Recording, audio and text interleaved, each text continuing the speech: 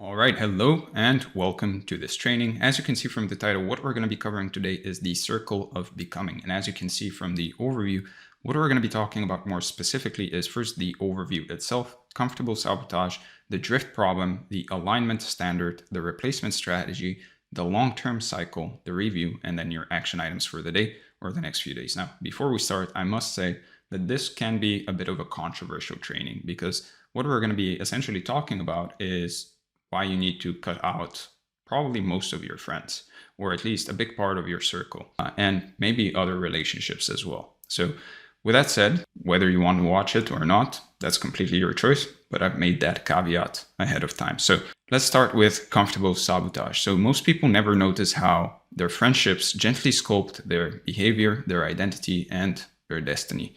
Every social environment basically carries invisible incentives that reward certain actions and punish others, and you absorb these cues without necessarily realizing it, which means that you end up living inside the gravitational pull of your circle, and that pull often drags you down instead of lifting you up, at least for most people. And you become like the people you're closest to because your brain actually mirrors the emotional tone, the expectations, and the habits of your tribe. And these micro mirrors actually alter your choices across the day, but also across your life with shocking precision. Now, most people stay stuck inside the same circle for years, even when they know that that circle is slowing them down. And people usually pick comfort over growth because comfort actually feels safe, even when it keeps them small. And once you see how that really works in real life, you'll stop blaming yourself for outgrowing people, and you'll start understanding why it happens so often. Now, most people build friendships during the versions of themselves that didn't have standards, didn't have discipline, and didn't have a clear direction. A lot of people have friends from childhood, for example. And now, well, when they level up, the friendship stays built around that same old version of themselves. And you can already see how that kind of traps you. The circle was basically created by a past identity, someone else, essentially. And you carry it forward even when you no longer match it. And you end up preserving a social world that really belongs to someone you stopped being, almost a different person. And these old friendships feel easy because they don't necessarily challenge you. And sure, ease feels pretty nice in the moment, but it slowly lowers your standards because you keep stepping back into an environment that expects the old version of you. And so the relationship, if you think about it, these kinds of relationship almost never change. They almost never evolve. The conversations stay the same and you bend yourself to fit the old rhythm. You just do what you've always done with these people. And over time, that rhythm becomes your ceiling. You start drifting down to basically match the group, because it's quicker to shrink your ambition and your goals and everything than to hold a higher standard around people who don't necessarily share it. And so you stick with these friends because you know them and they know you, or at least they know a version of you, someone you used to be. And that familiarity can feel safe even when it's slowly keeping you from becoming the person you're trying to grow into, even if you know it. And so you remember the good old times and you give the present version of the friendship a lot more credit than it actually deserves. And you unconsciously step back into the old character that they expect. And each time you do, you basically reinforce a version of yourself you've already outgrown. You're basically living two different lives. And so this relates to social capital theory a lot. The theory basically suggests that relationships function as assets, a form of capital that basically requires investment and generates returns. So it was developed by sociologists Pierre Bourdieu, James Coleman, and Robert Putnam, and it argues that your network has inherent value that can be leveraged on both sides of the relationship, both on your side and their side, for tangible benefits like information, opportunities, emotional support, and influence. And social capital operates through three key mechanisms: network resources, which is the people you know basically provide access that you wouldn't be able to get alone; trust and norms, which are basically shared expectations that enable cooperation; and investment dynamics, meaning relationships require time and energy, but they generate returns. And so social capital can both accumulate through positive interactions, but also depreciate if relationships aren't actually maintained or become misaligned with your goals. Now, not all social capital is equal. Bonding capital is the one type of capital here, which means strong ties with similar groups, provides emotional support and trust, while bridging capital, meaning weak ties across diverse groups provides access to novel information and opportunities. So the quality and the alignment of your network matters more than its size. Now, when the friendship stays built around the old version of you, the social capital embedded in that relationship begins to depreciate.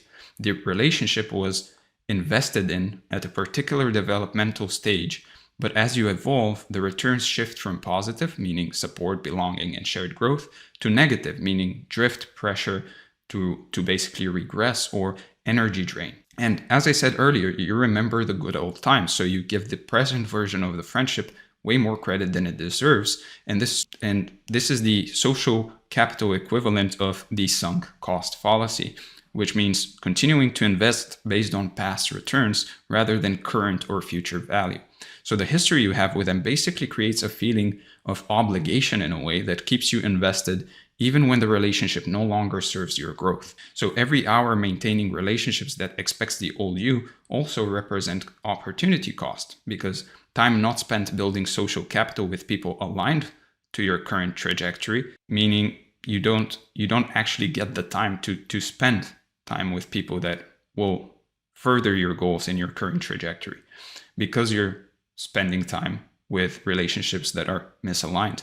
So the ease of old friendships masks their true expense. They occupy network space that could be filled with relationships that accelerate you rather than hold you back. So the strong bonding capital you have with them, like deep familiarity, shared history, emotional comfort, etc., has now basically flipped from an asset to a liability. These friends know you deeply, but they know who you used to be, and that can become a constraint. The same closeness that once supported you now creates pressure to step back into the old character that they expect, which generates a negative return on your development. So social capital theory suggests that optimal networks require periodic rebalancing, meaning maintaining relationships that align with your current goals while gracefully releasing those that don't. And this means that you need to be able to basically recognize when your social portfolio has become misaligned and when it needs restructuring, not because the relationships are inherently bad, but because they no longer match your direction. So when your growth outpaces your environment, the environment pushes back. And so this is where people start feeling guilty for basically saying no, or they start explaining themselves too much, or they shrink their dreams to avoid making others feel uncomfortable. And little by little, basically what happens is your friend group becomes the biggest source of pressure against your progress. So your circle feels the shift even when they don't really talk about it. They sense that you're basically moving faster than them. And that creates tension because your progress makes their stagnation feel a lot more obvious. So their bodies react before their minds do. In fact, they feel uneasy, anxious, or even threatened around your ambition and your goals, and that tension comes out in subtle comments or jokes that basically make you second guess yourself. And every time you bring up something new that you're working on, you can feel the energy basically drop because your growth essentially forces them to confront what they haven't done. And so they try to pull you back without even realizing it. And you'll see it in the invitations, the suggestions, the come on just this once moments. These aren't real accidents. They're actually patterns, and they encourage the old behaviors you're trying to walk away from, because those behaviors keep you predictable and familiar, and it also enables them to engage in the same behaviors if they're doing the same things. Very easy example is alcohol. People will encourage you to drink alcohol because it makes them feel more comfortable consuming alcohol. So they need you to stay the same because it preserves the comfort of the group, even though that comfort costs you your growth. And as this pressure builds, you basically start feeling the emotional mismatch between your new direction and your old circle. Now, growth in general changes your interests, and it changes your interests faster than your environment can really keep up sometimes. So you start reading books, for example, leveling up, building new habits. You think about long-term goals, and suddenly the people who you used to click with start feeling out of sync with you. And it's on both sides. And it's not because you're better than them in any way. It's really because you're becoming someone different. It's not the person that they got to know in the beginning. So you care about things that they don't think about. And when you bring up the things that you're learning or doing, you basically see blank stares or dismissive reactions. And the conversations that used to feel fun now just basically feel empty because the topics no longer match your actual priorities anymore. And so you sense that gap widening every time you try to talk about something meaningful. And maybe you've begun valuing progress, health, growth, discipline, purpose, all of these things, and they value comfort, entertainment, distraction, and stability. And these value differences, which, by the way, having similar values is one of the strongest markers of a long-term relationship with anyone. These value differences create tension in the air, even if nobody says anything out loud.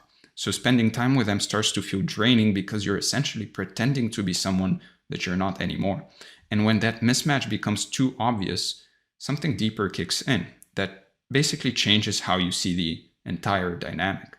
So you can think of your life as a game character that's leveling up across health, wealth, love, and self, for simplicity's sake. When you basically hit a major streak, you might go from level 10 to level 40 or 60 in a very short period of time, but your friend group basically stays at the level where the friendship was originally built, unless they're also moving at the same pace as you, in which case you wouldn't necessarily have a big problem with them. And that level difference becomes impossible to ignore if they're staying at that same level. So your growth happens fast because you're stacking habits, discipline, and information while their life speed stays slow. And so the gap widens each month, even if you're still meeting up, and you start seeing the patterns that kept you stuck for years.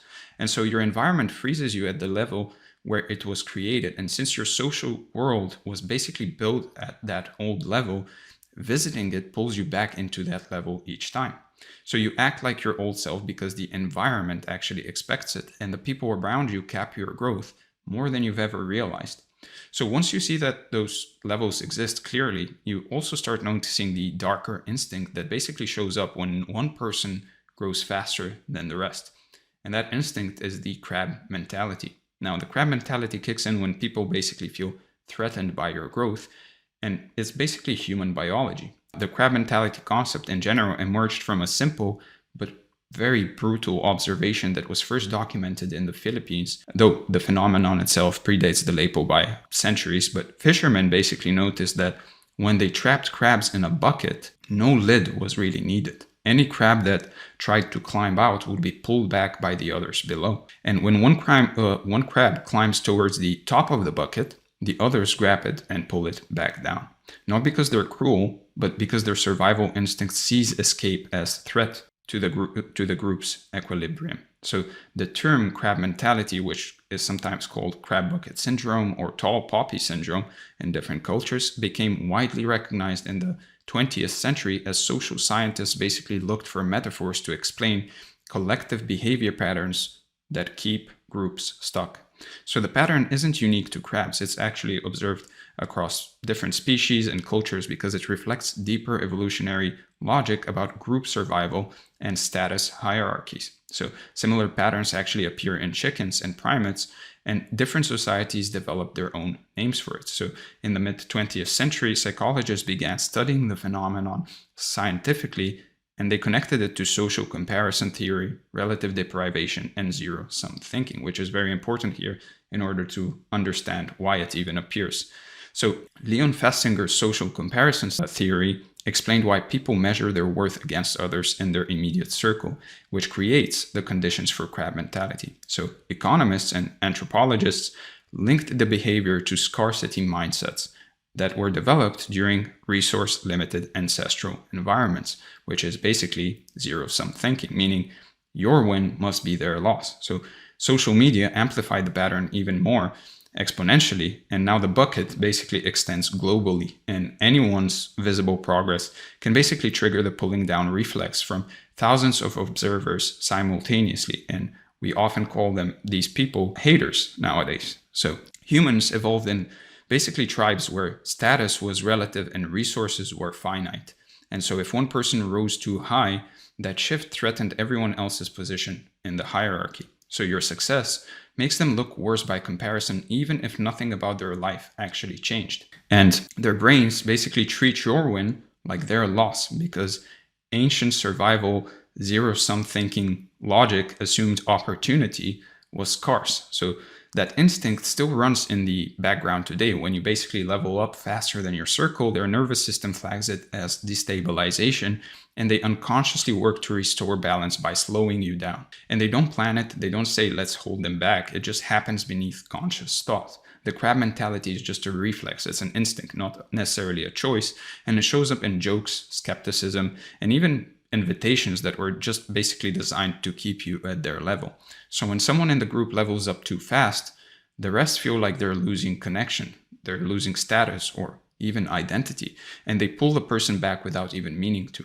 And basically what's happening is they're afraid you'll outgrow them, leave them behind, or make them look stagnant by comparison. And this creates subtle defensiveness around your wins. And they ask questions that basically their whole goal is to poke holes in your dreams, because your dreams stretch their comfort zone and a lot of the times even their imaginations. And so some will sabotage you without even realizing it. They'll invite you to a party when you're trying to wake up early, or they'll crack jokes about your goals, or they'll tempt you to go back into old habits, or they're going to ask you to eat something with them that's probably unhealthy, even though you're maybe on a diet and trying to get leaner. These tiny pulls matter because human behavior in general adapts fast to the expectations of the group, because we're afraid of being kicked out and basically being on our own. So if you keep saying yes, the group shapes you more than your goals do. And after a while, all these pulls create an emotional pressure that's hard to ignore. Now, growth in general forces you to say no more often, and this makes you feel like you're being a bad friend, but you're not. You're just changing. And guilt tricks you into believing that you owe your old self to people who only know that version of you. And so you start to feel responsible for things that basically don't reflect who you are anymore. And your progress makes you feel like you're abandoning people, even though growth always shifts your environment and your interests and everything around you. And so this guilt keeps many people stuck because they fear being misunderstood. And this is the craziest part. Part of you wants to move forward and progress in life, and part of you wants to avoid hurting anyone. And that internal conflict is what's going to slow you down and create that cognitive dissonance that basically slows down your growth unless you face it directly. So you realize that your life now depends on which part you want to listen to. And the person you're becoming needs room to breathe. And that room won't necessarily exist if you keep carrying obligations that no longer fit your identity. So once the guilt fades, you finally see the most dangerous part really of staying in misaligned circles, which is staying with the wrong circle. Meaning staying with the wrong circle takes a toll on your health, energy, discipline, focus, and belief in yourself. And you don't necessarily feel it at first, but the slow drag adds up over time. And you lose weeks, months, or even years because you basically try to stay loyal to a level that no longer fits you. And you feel drained because your mind burns extra fuel trying to bridge the gap between who you want to be and who your environment expects you to be. And so the constant push and pull becomes heavy, and your mental clarity fades because you live in two identities at once. You're trying to be two people at the same time. And then your progress slows down when you basically surround yourself with those people who reinforce your old habits and limit your momentum. And you slide back into comfort behaviors because you're around people who reward them. Literally. And so you stop moving forward even though nothing external has actually changed. So the next step is to really understand what it really takes to shift towards the kind of relationships that match who you're becoming. So the real danger in keeping the wrong circle around you isn't just the sabotage or arguments, but also the quiet drift that starts the moment your environment no longer matches your direction. And so what happens is actually pretty simple. The room you're in begins shaping the identity you fall back into, and that identity starts shaping every choice you make. And these small shifts add up, and without noticing it, you'll start sliding back towards an older version of yourself. And this is why understanding drift is important, because once you recognize how it works, you stop wondering why you feel pulled in different directions, and you actually start seeing the invisible forces steering your habits and decisions. Now, drift isn't very noticeable. It feels like a soft slide. You don't notice a big shift from one day to the next. You basically blend into the emotional temperature of the people you're around. And the mind loves harmony, so it tunes itself to match the environment, even when the environment doesn't support really the direction that you're aiming for. And as you spend time around people who still expect the older version of you, that version slowly resurfaces and you become it again. So you don't choose it on purpose. It just starts showing up through basically tiny actions that feel harmless in the moment, but they actually stack up over time. Now, once you notice how gentle that slide is, it becomes clear why drift is so easy to miss until it's already shaping your whole days. Now, the first real sign of drift usually shows up as an inner split. One part of you leans towards growth, progress, discipline, and purpose, while another part tries to preserve familiarity with the people around you. And that tension will create the feeling like you're living between two identities. And it pulls your energy in opposite directions. So you want to move forward, yet there's basically a pull to maintain who you used to be. And so the more these identities collide, the heavier the emotional load becomes, because you can't hold both versions of you without feeling that kind of strain and friction. So this inner conflict will start draining you pretty quickly, since you're constantly shifting between two modes of being, each with its own expectations and rhythms, and you try to stay aligned, but you also try not to disturb the old dynamics, and that juggling act basically wears down your mental bandwidth. So over time, your habits start loosening around the edges through repeated tiny adjustments that weaken your discipline, and your sense of direction becomes hazy, since you're pulled toward what feels socially safe instead of what moves you forward. And with that internal tension growing, what happens is you start feeling a subtle pull back towards your old patterns. And this pull doesn't show up as like force, but rather as convenience and familiarity. And you say yes to small things you don't believe in anymore, simply to avoid the awkwardness or tension. And a habit gets pushed from morning to evening, and then from today to tomorrow, and then from this week to I'll get back to it at some point. And the shift feels gradual, almost unnoticeable. And drift shows up as energy leakage before it really shows up as any regression. You start losing momentum in places that used to feel effortless. Your mornings become scattered, your focus weakens, your standards become flexible. And the tricky part is that these shifts don't feel dramatic. They actually feel just easy. And you bend your routine here, you soften a boundary there, and your mind starts adjusting itself to match what your environment rewards instead of what your goals really require. So you can spot these leaks early if you're actually willing to look at them honestly. Now, the signals always appear before the slide becomes obvious. So things that once felt automatic start getting postponed, and at first, it's just small tasks, and soon it's fundamental habits. Your thoughts become noisier since your actions no longer line up with your intentions, and that mismatch creates low-level tension and cognitive dissonance. And as more and more leaks show up, that tension builds into internal pressure, and you feel torn between what supports your future and what maintains your role in the group. And you start questioning your path, since the people around you don't necessarily reflect the direction you're actually aiming for, and every moment of doubt slows you down by just a little, but those little moments add up in a big way. And when the slowing builds up, you find that something heavier really starts forming beneath the surface: guilt.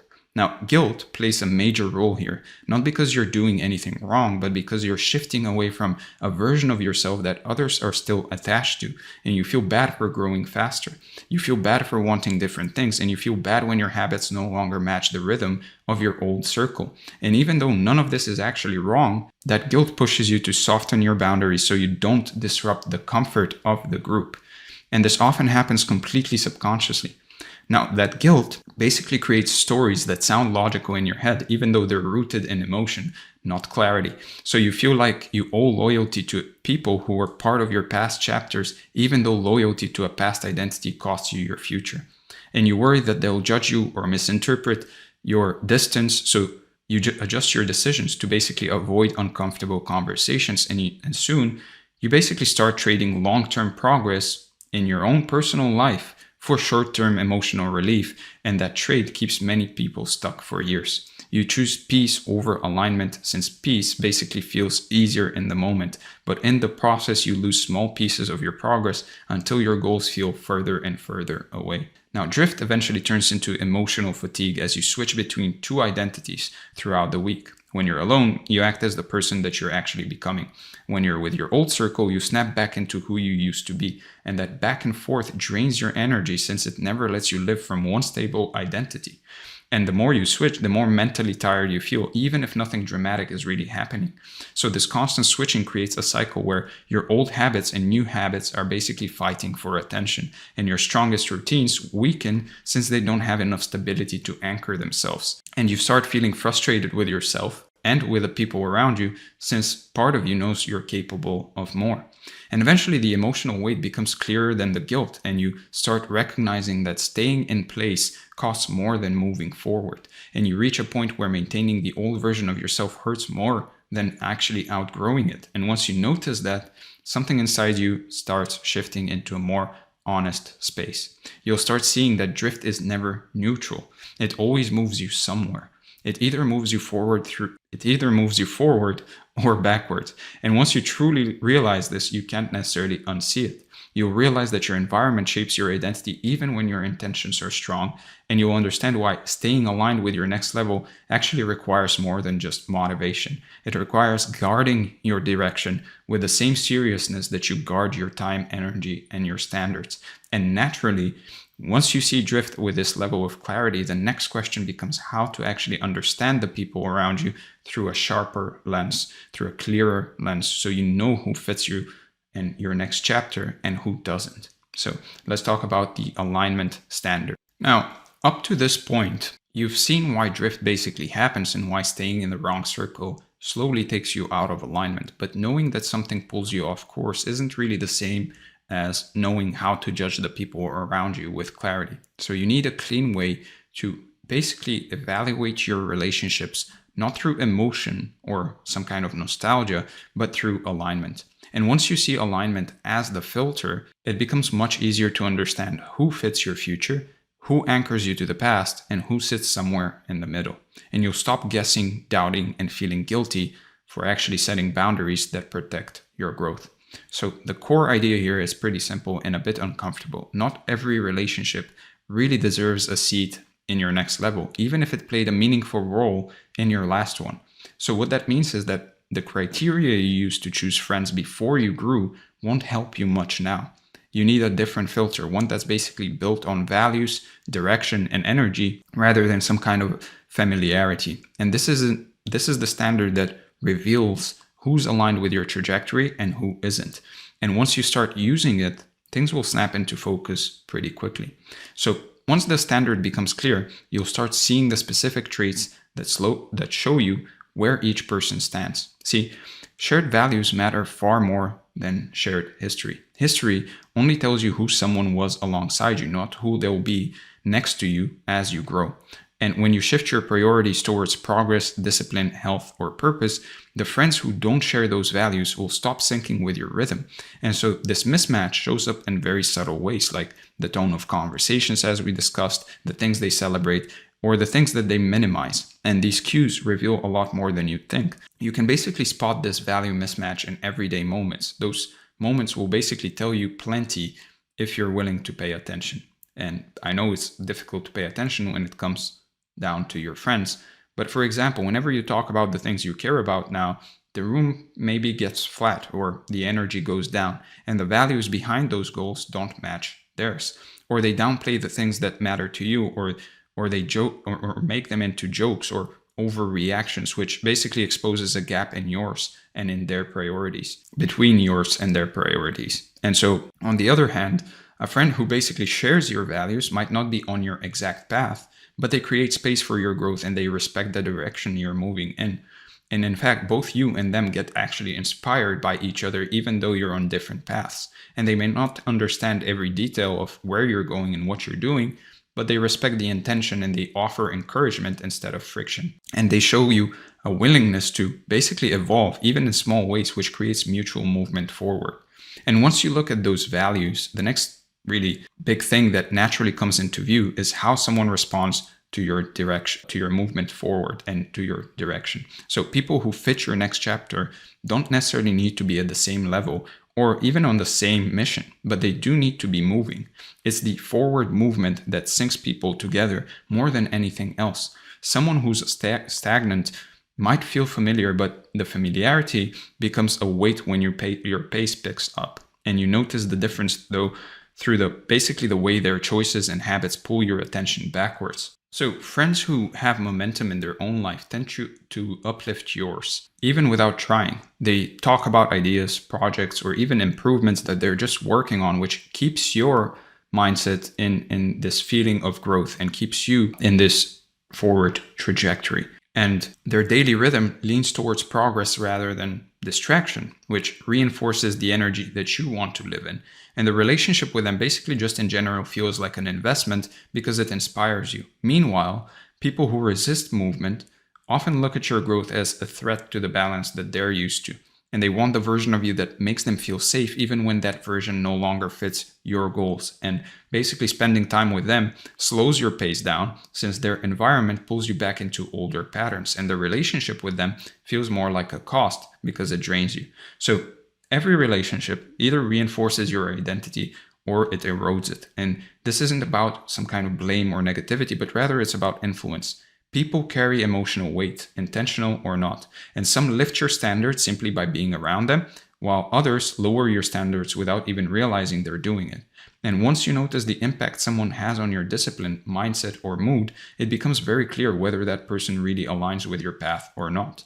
So the people who lift you up don't need to lecture you or push you. Their presence, just by them being there, nudges you upwards without force.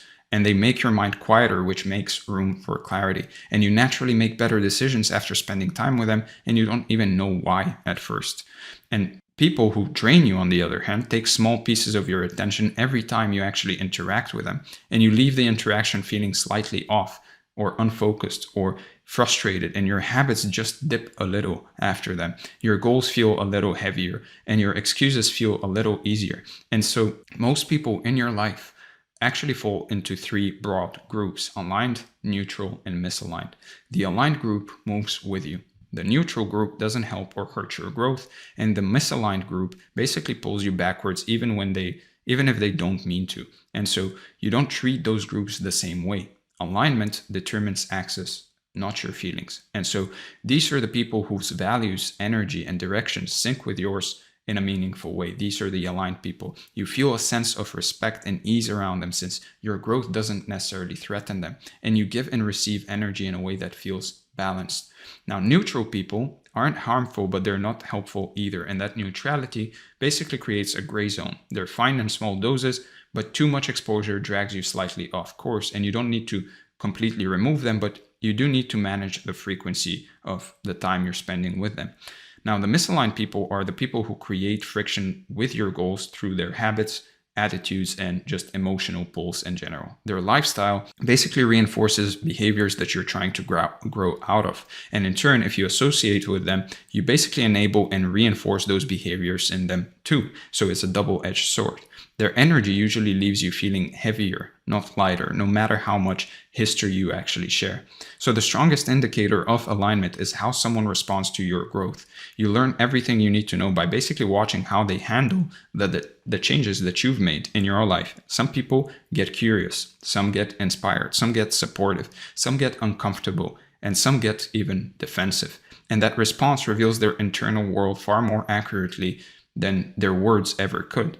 So when someone is aligned with you, your progress actually inspires them rather than threatens them. They're genuinely glad to see you level up, even when it highlights their own areas for improvement. In fact, they get inspired and curious precisely because it highlights their own areas of improvement. Their responses often feel open, even if they don't fully understand your path. But when someone's threatened and not aligned with you, they basically react with subtle pushback. They make comments meant to reduce your confidence or to question your goals, and they highlight your mistakes or downplay your wins to basically restore the old dynamic. Like Drake would say, they scream out my failures and whisper my accomplishments, and that's what basically they do. Now, the last part of this standard is about access, because you don't cut people out emotionally. You adjust their access to your life based on alignment. The more aligned someone is, the closer they sit. The more misaligned they are, the further away they should be moving. It's that simple. You're not punishing anyone. You're just organizing your environment around your identity so you don't drift backwards. Now, the people who fit your next level will earn more time, more energy, and more presence. And you'll build deeper conversations that reinforce yours and their directions. The people who don't fit your future shift into lighter, more distant forms of interaction, meaning you interact when it feels right, but stop giving them full access to your inner world and maintain respect without necessarily sacrificing your progress. So once you organize your relationships this way, the next step is really learning how to build a new circle that lifts your identity instead of pulling it backwards. So let's talk about the replacement strategy. So you need a way to basically actually rebuild your circle so it supports your growth instead of pulling it apart. So cutting people out without replacing the social structure around you will often leave a vacuum. And that's not entirely a bad thing always. Sometimes the isolation is exactly what you need to get clear on what you actually want out of life, what your goals are, and so on, away from the noise and the influence of others. But other times that vacuum can basically turn into hesitation or backsliding to that old circle if it isn't handled with intention. So this whole section is here to basically give you a clean, grounded way to rebuild your environment person by person in a way that actually matches who you're becoming. And it's less about finding better people and more about creating relationships that help you stay aligned with the direction you're moving in. So the first shift happens inside you before it ever happens outside of you. You stop choosing people based on familiarity or history, and you start choosing them based on alignment and direction. Once that internal shift takes place, you'll basically stop clinging to the past version of your social life and start seeing your circle as something you get to build rather than something you just inherited by accident. So that mindset alone will basically change how you show up in conversations and where you spend your time and who you're naturally drawn towards.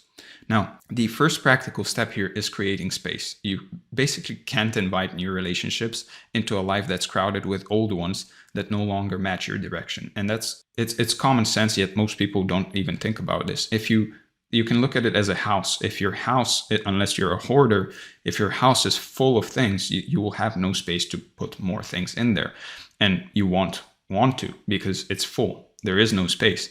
But if you clean up the house and it's empty, well, now you have plenty of space to actually bring in better furniture and so on. So you let your schedule breathe a little. And so you give yourself open evenings, open weekends, open pockets of time where something new can actually fit. And without that space, growth doesn't have room to basically get into your life. So you'll notice that when you clear your room in your week, when you clean room in your week, new opportunities start showing up in subtle ways. Someone asks you to join, for example, a workout group or a mastermind or a book club that you would have ignored before. And you'll meet people in places that your old circle never would have brought you to because you're now available to go where your values lead you. And with these openings, your world also gets quieter, which makes it easier to basically spot the people who naturally match your direction because you're no longer pulled in every direction. You now have some space, you have some time, you have clarity to think and to actually look at the people you're spending time with. You'll have more mental room to reflect on what relationships you actually want rather than reacting to whoever reaches out first. And you'll start noticing that the people who energize you are going to be there first. And also, they're going to be energizing you without any effort on their part or on your part, simply because there's no noise drowning them out. They're just going to be there. So you'll notice those people. Who are the people that actually energize you and who are the people that actually bring your energy down? Once you create some room, once you create some space in your day-to-day life, you'll be able to notice that way easier. Now, aligned people don't appear out of thin air. They basically gather, if you think about it, in environments that are built around growth, challenge, or shared values. And the moment you place yourself inside those spaces, the quality of the people you meet will shift immediately. And these places do the filtering for you. You don't have to wonder who's serious about their life because those environments attract people who already are. Now, there are a few types of environments that consistently attract aligned people. And these are just examples, and you can just take them with a grain of salt because not all of them are like this. But for example, gyms, and I'm not talking about casual gyms, but like strength-focused, training-focused, improvement-focused spaces where people are actively working on their body and discipline. Another place is courses, masterminds, communities built around skills or personal growth or business, where people invest in their mind rather than just their comfort. And if you want to join our community, just click the first link in the description or the second link in the description. Now, the third one is spaces where people build things. Companies, content, creative work, physical challenges, all of these naturally filter out low commitment people and low commitment mindsets. Now, the energy of these environments basically gives you an immediate read on who people are. You'll spot the ones who show up with intention because their body language tells the story, also their commitment. If you see them there often, well, you basically know that they're committed. The ones who return again and again become natural candidates for deeper connection. And for example, me personally, I've made so many connections just through the gym from people with people that just are there basically every day, just like me. So they're there and we just happen to talk at some point. And all of a sudden you have these connections, different people doing different things, and it inspires you to keep going. And on days where, for example, you don't feel like going to the gym, it can actually inspire you to go to the gym because you know they are there. And even if it's a little bit of a competitive feeling, that's still value and valuable. So you don't need to be outgoing or loud to build new friendships. You just need to signal openness and consistency. People trust what's repeated, not what's said once. So you start with small interactions that feel natural and honest. And those interactions slowly expand as the people see you as someone who's actually stable, serious, and aligned. And so the smallest cues show people who you are long before your words actually do. For example, showing up consistently builds way more trust than any introduction ever could. And asking simple, real questions will help people see you as someone that's worth talking to and that is actually interested in them. And these small interactions naturally grow into deeper conversations when you let them breathe instead of forcing anything. So you'll notice who matches your values because the conversation feels easy and grounded. And those people keep appearing in your life without any effort because your paths just align. And you no longer need to basically text people and so on to see each other because you're just naturally going to see them. So real alignment comes from depth, not frequency. You don't need 10 new friends. You just need 2 or 3 real relationships that reinforce the person that you're growing into. And those friendships don't come from just constant contact and constantly trying to schedule the next meetup. They come from meaningful interactions where both people leave the conversation slightly better than they entered it. High quality friendships have a few universal traits that already show up very early in the relationship. You can talk about goals, about challenges or ideas without feeling like you're bragging or shrinking and complaining. You walk away feeling clearer and more grounded, not drained or smaller. And there's always an energy exchange where both people bring something to the table. So they support your direction and want to see you expand, and they show up with stable energy rather than some unpredictable reactions. Now, the thing is, standards don't mean judgment. They mean clarity. So you're not trying to control anyone or shame anyone. You're trying to curate your environment so it matches the identity you're actually building. And you do that by holding your standards quietly and consistently. People who align with them will just stay naturally in your life. People who don't will just naturally drift away without conflict. So the way you live becomes the boundary. You don't have to set any strong boundaries and enforce them. You just literally live the way you live, based on your identity, and the way you live just becomes the boundary, not something you argue about or something you have to enforce all the time. You should just keep your routines, your habits, and your choices, even when others pull in a different direction. And the ones who align will just match that energy without you needing to force anything or enforce anything. And the people who don't match those standards won't feel comfortable staying close. They'll just drift into a more distant category because your direction doesn't match theirs. And the distance happens naturally without hostility or blame. So it's that simple. And after your standards take shape in this way, something interesting will start happening with your future social circle. A new circle will start forming gradually through repetition, trust, and alignment. And you don't find it, you simply grow into it. Each aligned person anchors you further into the identity you're building, and each misaligned person fades quietly into the background. And after a while, the people around you will reflect the person that you're actually becoming. Your environment will stop pulling you in all these different directions, and you'll expand faster than ever before because the friction has disappeared. And your circle becomes a living structure that reinforces your habits, beliefs, and direction. And your goals will start feeling lighter since the environment supports them and everyone in that environment. And achievements compound because nothing around you really slows you down anymore. And once your new circle starts taking shape, the final thing to understand is really how this process repeats itself as you climb through new levels of life. So the next step is to really talk about the long-term cycle. So up to now, you've basically seen why your old circle pulls you backwards, how drift happens, even when you're disciplined, and how to rebuild a new environment that lines up with who you're becoming. But there's one more layer that you've got to understand if you want long-term stability. Your social circle will keep evolving basically every time you level up. And it won't happen once, it will happen over and over as you move through your new phases of life. If you expect friendships to always stay stable while your identity keeps changing, you'll feel confused or betrayed every time people fall away. Once you understand the cycle, you'll see that this isn't necessarily a sign of failure, it's just a sign that the system is working. The cycle tells you that the growth is actually real. So here I'll show you why this pattern will repeat, how it will feel each time, and how to navigate it with clarity instead of panicking and thinking that people are betraying you and you feeling guilty and so on. So the first thing to understand about this cycle is that every major upgrade in your life changes the kind of people you actually resonate with. So you won't notice it right away, but after a few months of new habits, new goals, and just new standards in general, you'll start feeling out of sync with people who used to feel familiar. And the shift will basically keep happening as long as you keep growing. Every new level will basically create a new emotional frequency, and only certain people will match that frequency. So the cycle will repeat each time you step into a bigger version of yourself. It's just inevitable. Now, once you see that each level changes your frequency, it becomes basically clearer why different people enter or exit your life depending on the direction you're moving. Now, your identity will change several times over your lifetime, and each time you evolve into a new identity, you'll notice that the relationships that matched your old identity might not feel the same anymore. And it's not about liking people less, it's just about your inner world shifting in ways that make certain conversations, habits, or values feel out of place. They just don't feel part of you anymore.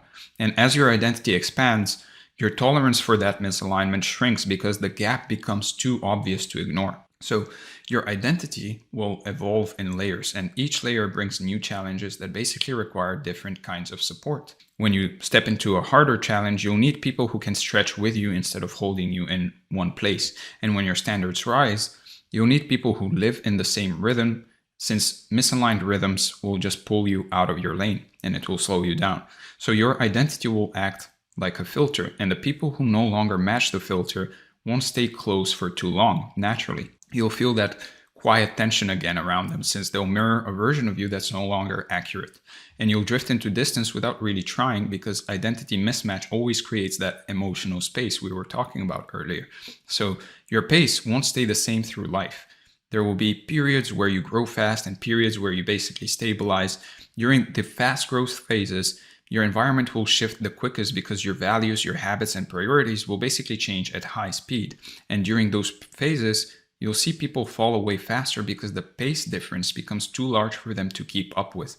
But when your pace stabilizes, you'll hold on to relationships more easily since your rhythm isn't changing as rapidly. And this is all part of the cycle. Growth creates pressure, and stability creates bonding.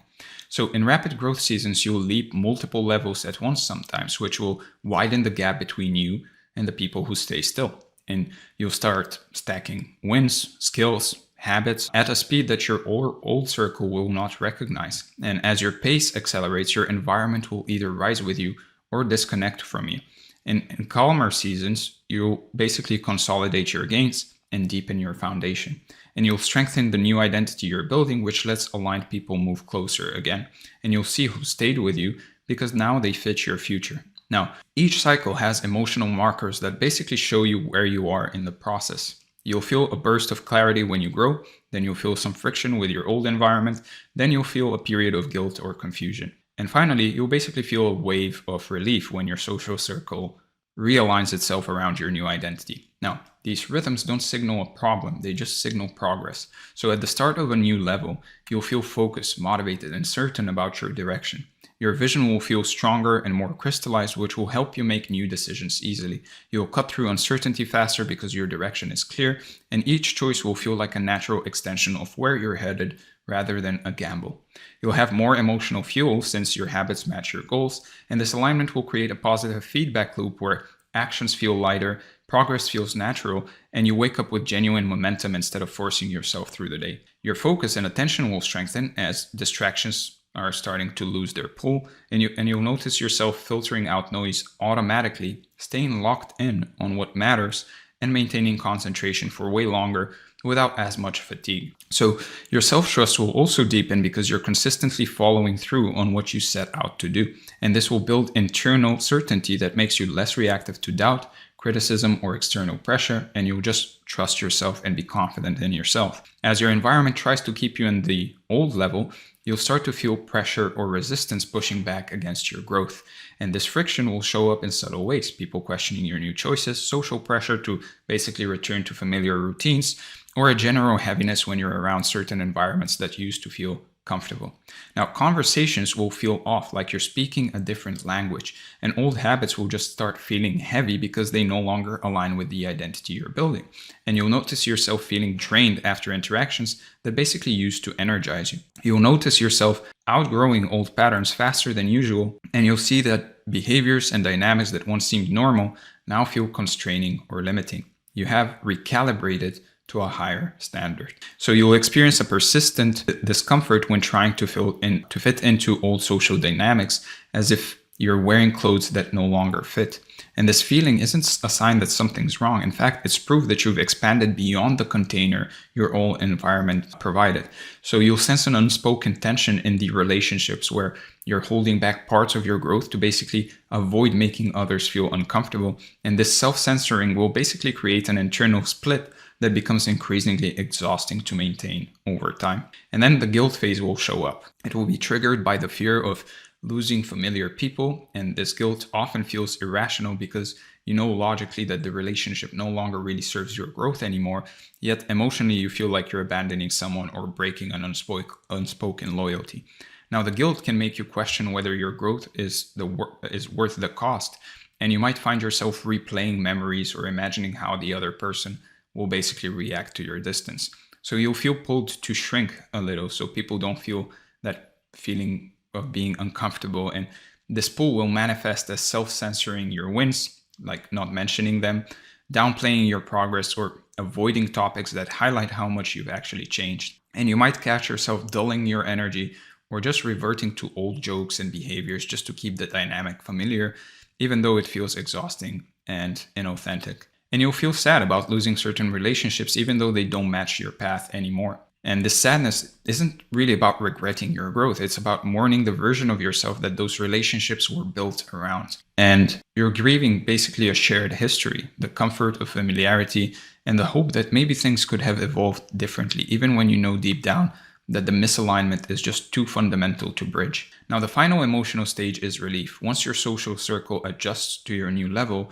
this relief isn't just a temporary feeling, it's just a deep sense of rightness that settles into your daily experience. You'll notice it in basically small moments of conversations that energize rather than drain you, gatherings that feel natural instead of forced, and interactions where you don't have to edit yourself or manage other people's reactions to your growth. So the relief comes from no longer carrying the invisible weight of misalignment. And it confirms that the discomfort you pushed through during earlier phases was actually worth it. So you'll breathe easier because the old tension will basically disappear, and the constant background stress of navigating relationships that no longer fit disappears completely. And you'll stop second guessing what you share, stop bracing for judgment or resistance, and stop feeling like you're code switching between different versions of yourself depending on who's around. And your nervous system will in general just relax in ways that you didn't realize were possible, and you'll have more mental and emotional bandwidth for the work and relationships that actually matter. And you'll enjoy the natural flow that comes when your environment and your identity match. Everything will feel less like effort and more like momentum, and conversations will in general unfold without friction. Collaboration will happen organically, and your daily rhythm in general will feel coherent rather than fragmented. So you'll find yourself making progress faster because you're no longer fighting invisible currents that are pulling you backwards, and the people around you will amplify your direction instead of questioning it. And this flow state becomes your new baseline, making it clear how much energy you are actually wasting trying to maintain connections that didn't align with your path. So this social shedding isn't random. It actually follows a pattern that repeats each time you step into a bigger version of yourself. You evolve, your values shift, your habits change, your pace increases, and then naturally your circle reorganizes itself. The cycle will always follow the same sequence. Once you accept that pattern, you'll basically stop fighting the natural movements that your life makes during those growth seasons. So this pattern will show up each time you hit a major life upgrade. You'll stretch into new areas of health, wealth, purpose, or relationships, and your circles will basically recalibrate themselves around your new standards. The more cycles you go through, the smoother each shift becomes, and you'll stop seeing endings as failures and start seeing them as normal parts of your growth. So your standards will rise with each level you reach, and those standards will force the people around you to shift with you or drift away. And you'll tolerate less friction, less drama, less aimlessness, and less inconsistency as you evolve. And your circle will start reflecting those higher standards naturally without you having to police anything. Your standards won't change suddenly. They will just become gradually different. And you'll notice when someone's energy, habits, or attitude pulls you off course, and you'll be able to make cleaner decisions about who you give access to. Higher standards always pull in higher quality people. People who value discipline, honesty, growth, and clarity will just naturally feel drawn to you, and people who value comfort, avoidance, or stagnation will fade out soon after your standards rise. So each time you grow, your circle will shed one or two people who matched your old level but can't match the new one. And that shedding is just nature. It's the emotional version of leveling up. As you move, some people will stay in place and the gap will widen until the connection becomes unsustainable. And that's okay. It's just unavoidable. This shedding will happen even with people who you actually care about. And life will move you into different environments where those relationships no longer actually function. And so you'll feel this emotional distance first and the practical distance second. So it is necessary because it will protect your identity from actually being diluted. And after each cycle of shedding, your environment will rebuild itself around your new identity. You'll settle into a circle that basically matches your standards, your goals, and your direction.